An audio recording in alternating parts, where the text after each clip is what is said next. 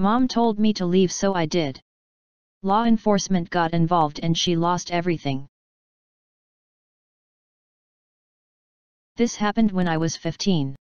My mom was, let's be real, she probably still is, a mentally, emotionally, and physically abusive narcissist. Some highlights are when she was teaching my twin sister and I to read at the age of 4 or so. It was around 2 a.m. and my sister was having trouble learning, so my mother's solution was to beat her with a sandal every time she got a flashcard wrong. Same thing happened when my mother had me transcribe an essay she had written to my handwriting when I was 7. Every time I started a letter from the wrong position, like starting a capital M from the bottom line, she would beat me with one of her Birkenstocks. This too happened later at night, so when I got too delirious for the exhaustion and pain, she would drag me, by the neck, and literally throw me into a cold shower to wake me up so we could more easily continue the waking nightmare. When I was 13, I told her to wanted to live with my dad. They were divorced, and she told me she didn't care what I did after I turned 18. I later figured out that this was because the child support stopped at age 18. Anywho, fast forward to age 15. Our relationship was understandably strained. We had guests and she liked to use guests as a way of controlling our behavior through shame. It's easier to be an angsty teenager when your grown-up friends from church aren't watching and judging everything you do. This make it easier for her to pretend to be a firm but loving mother, all while slipping in sideways comments like velvet daggers. Well, I decided I wasn't going to subject myself to the whole thing and spent the day outside in the woods nearby.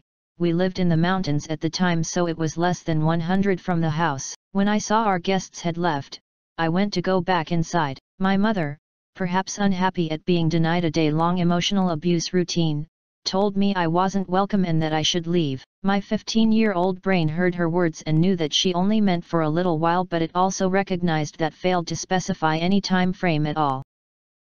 So, I hiked a couple miles to a friend's house and asked if I could spend a couple days there. When my friend's dad found out that I was there and why, he was pissed and said I could stay as long as I needed. I didn't go home that evening, or the next. My mom became concerned and contacted law enforcement, LE, to report me missing. This is a big deal for several reasons.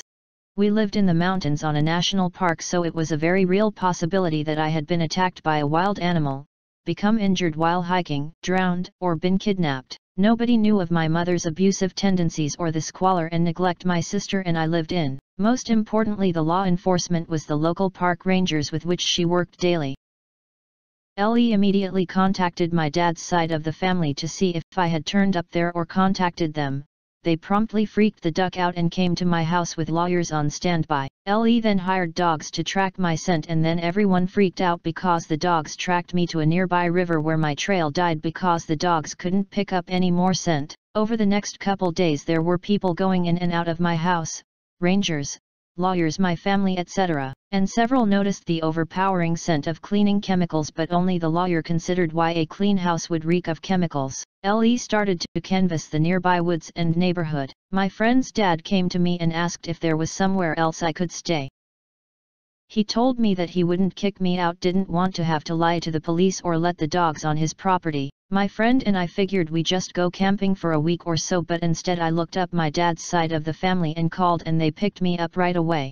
Understandably, everyone had questions. When I told them what was happening, the lawyers, horrified, pounced. A judge issued an emergency change of custody and prevented her from gaining custody until she underwent a psych eval and therapy, which my mother would never allow. The rangers, equally horrified, completely shunned my mother, and she eventually lost her job. Since she was only allowed to live on the park because she worked there, so she was kicked out of her house.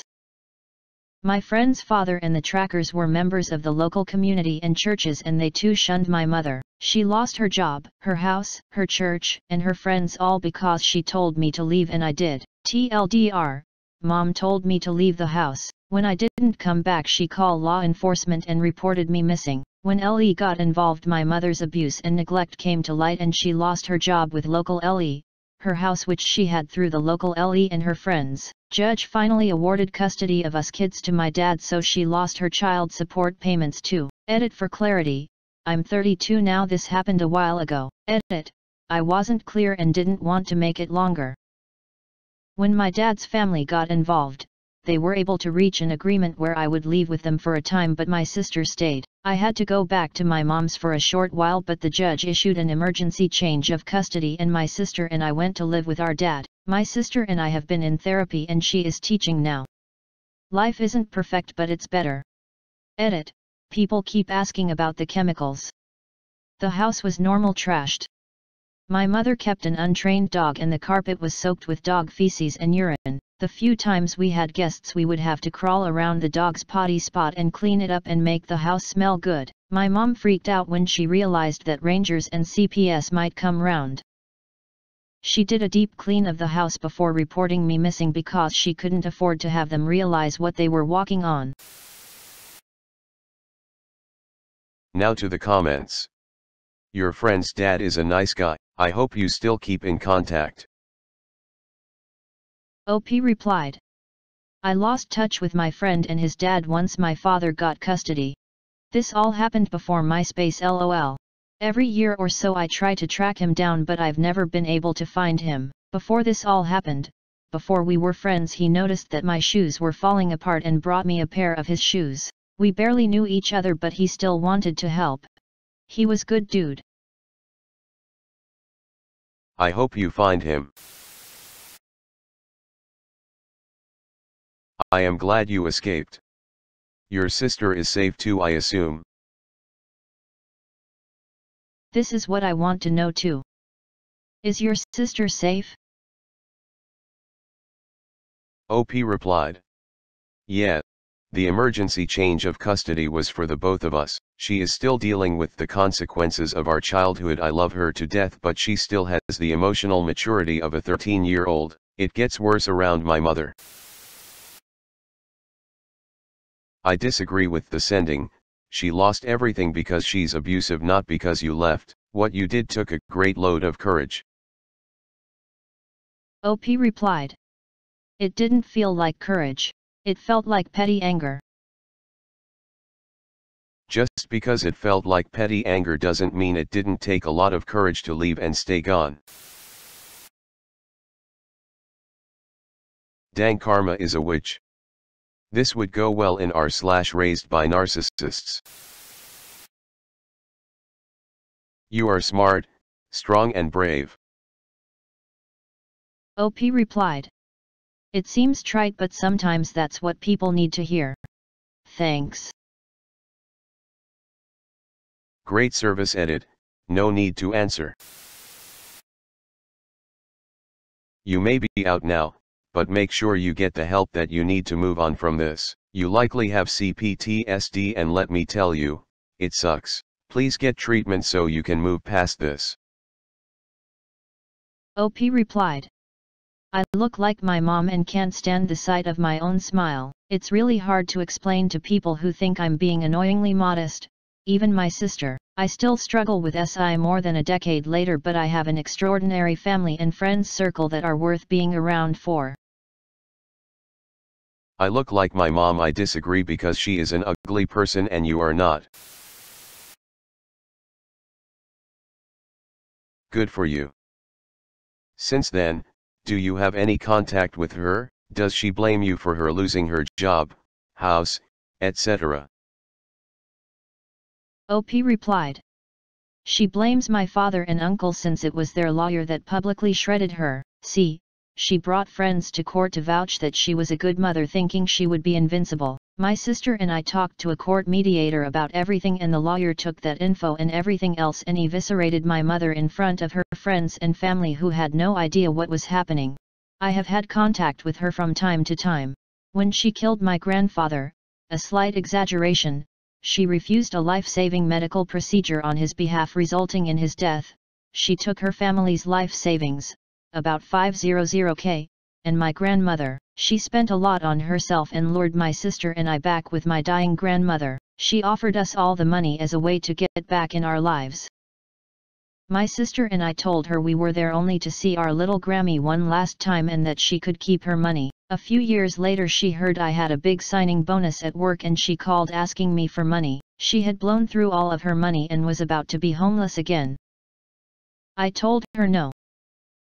Since then, I have had 2 kids. She's never met her grandchildren and I'm okay with that. I'm glad you and your sister aren't with your mother anymore. People like her should never have children. I'm so sorry for everything you've been through. As a father, I couldn't imagine being that way as a parent. I hope you are doing better now. I hope your father is being everything he needs to be for you. OP replied. As a father, I'm terrified of being like her. I don't know any other way to parent, so I'm always struggling with how to be firm but fair. I always second guess whether or not I'm abusive. My daughter is a whip-smart 4-year-old and always uses my fear against me, lol. She doesn't know any better yet but duck, lol. It's definitely a learning curve. We do things very different with our 5th child than we do with our 1st. We used to spank. We don't anymore. We've learned a lot about controlling emotions. I've learned to let things go. I used to get very stressed out when I would come home and my DVDs would be all over the floor. I kept them neatly alphabetized on a shelf. I'd come home from school or work and they'd be in a pile that my son was playing in. Over time, I've come to accept that having children means that I have to either work harder to keep the organization I want or adapt and not sweat the smaller stuff. It's been difficult, but I see how much more they flourish as we talk to them and teach them rather than just telling them how we want things to be. Showing the reasoning, when we can, goes a long way. Of course, panicking when you come home to find them climbing onto the roof and rushing to make sure they don't fall doesn't leave a lot of time for reasoning in the moment. LOL.